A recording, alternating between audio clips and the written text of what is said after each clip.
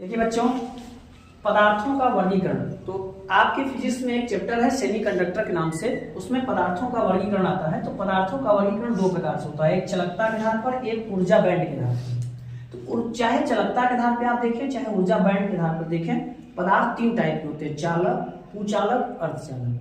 तो ऊर्जा बैंड के आधार पर चालक, कुचालक, अर्धचालक का क्या डिफिनेशन है?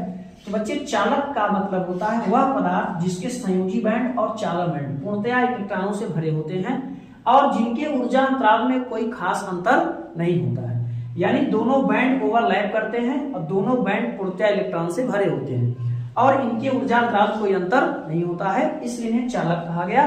और ये इनमें आवेश का प्रवाह निरंतर होता रहता है। लेकिन अगर कुचालक की बात किया जाए तो कुचालक का जो संयोजी बैंड होता है वो इलेक्ट्रॉन से पूर्णतया भरा होता है, लेकिन चालक बैंड जो होता है वो पूर्णतया रिक्त होता है। और इन दोनों बैंडों के बीच में जो एनर्जी गैप है वो इतना ज्यादा होता है कि संयोजी बैंड का इलेक्ट्रॉन चाह कर भी चालक बैंड में जा नहीं पाता, प्रवेश नहीं कर पाता, जिससे ये आवेश का प्रवाह नहीं कर पाते।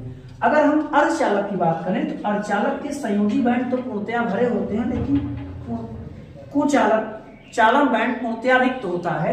और इसका एक खासियत होती है, इनके दोनों बैंडों में जो ऊर्जा अंतराल होता है बहुत कम होता है, इसलिए इसके संयोजी बैंड का कुछ इलेक्ट्रॉन कहीं से ऊर्जा पा करके चालक बैंड में प्रवेश कर जाता है, जिसलिए बाद में आवेश का प्रवाह करने लगते हैं। ये है आपके पदार्थ का वर्गीकरण।